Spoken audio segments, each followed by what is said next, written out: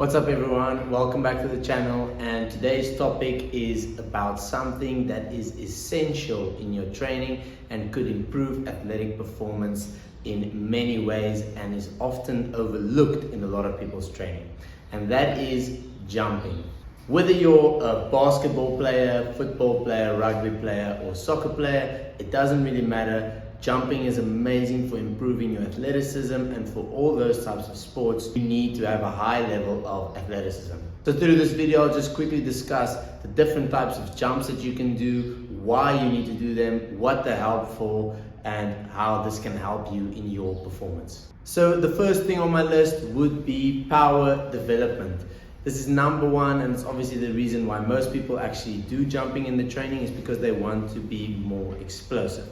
When we talk about power development or rate of force development, we are typically talking about max effort jumping, which typically is single effort jumps like broad jumps or box jumps or hurdle jumps, and it's typically done as a single effort jump, meaning you don't do another repeat of that jump. Max effort jumping is amazing because it requires you to generate as much force as possible in one single effort. And essentially, when we look at what rate of force development is, it's basically just how quick and how much force you can produce at once. And this is obviously really important for sports because that is everything to do with the whole essence of sport, of doing things quickly, being fast, being able to jump far. It has all to do with generating force and generating it quick. Training single effort jumps basically also requires your nervous system to recruit high threshold motor units. And if you have access to these, it also just overwhelmingly makes you a better athlete.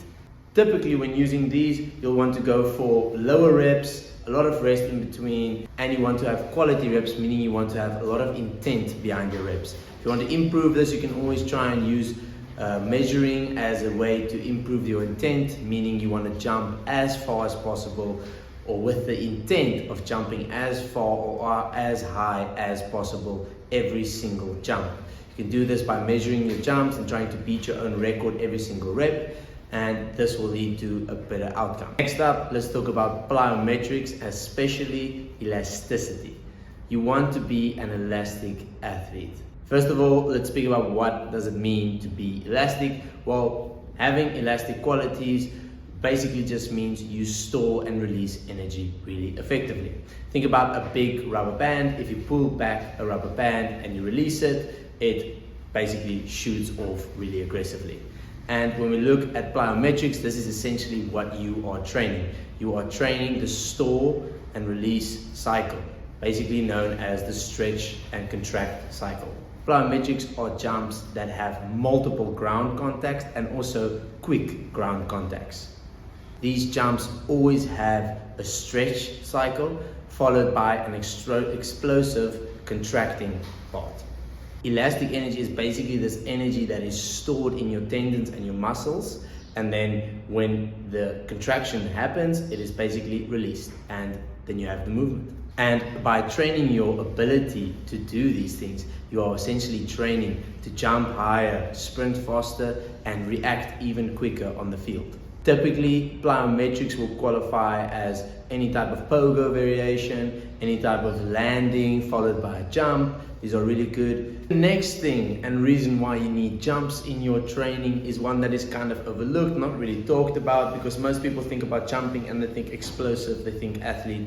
But when you look at this next one, maybe it's something you haven't heard a lot, but this is one that I think is super valuable, and that is the structural benefits that you get from jumping. What do I mean by structural benefits? Well, I mean actually just getting stronger from doing all these jumps, making your body a better and stronger organism from doing these jumps. So essentially, because jumping is such a high impact activity, if you are an athlete that partakes in this activity a lot and you do a lot of jumps in your training, it essentially means that your body will become super prepared and super strong in high impact situations. Think about any type of sport. There's a lot of unpredictability, there's a lot of chaos, and there's a lot of stuff that you cannot predict. And with that, it all happens in the forms of jumping, landing, and sprinting. And these are all activities that are high impact.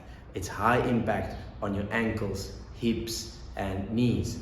But when you jump, you train these joints and tendons to become stronger and more resilient to these high impacts. And if you are someone that is jumping a lot, your body will become better at absorbing force and even redirecting force.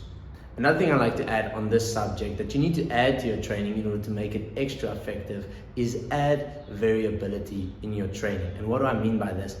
Don't just do the normal jumps. Don't do the normal straightforward broad jump and just, you have to do them and they're probably your bread and butter in your training, but you need to add variability in your training to increase this benefit of having even more structural strength. Like I previously mentioned, sport is super unpredictable and there's not a lot of things that you can account for, but that doesn't mean that you can't train for it. What I mean by this is moving a bit more away from just the traditional stuff, but also adding a lot of variability in your training is something that I do a lot of times in my training, and I make my athletes do them as well.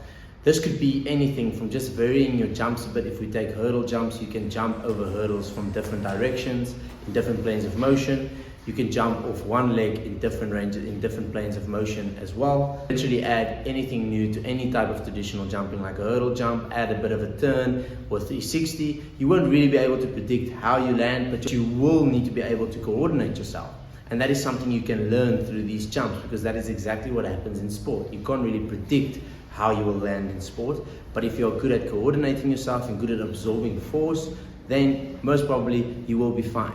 So to wrap up, jumping isn't just for jumping high and becoming more explosive. There are a ton of benefits to doing these in your training, and you need to incorporate them at least 2 to 3 times in your week. If you're unsure about how to do this and you don't know where to start with your programming, you can always hit me up on Instagram. The Total Athlete program is available in my website, and in that program we do conditioning, we do strength work, we do hypertrophy work, and we do jumping and a whole lot of sprinting.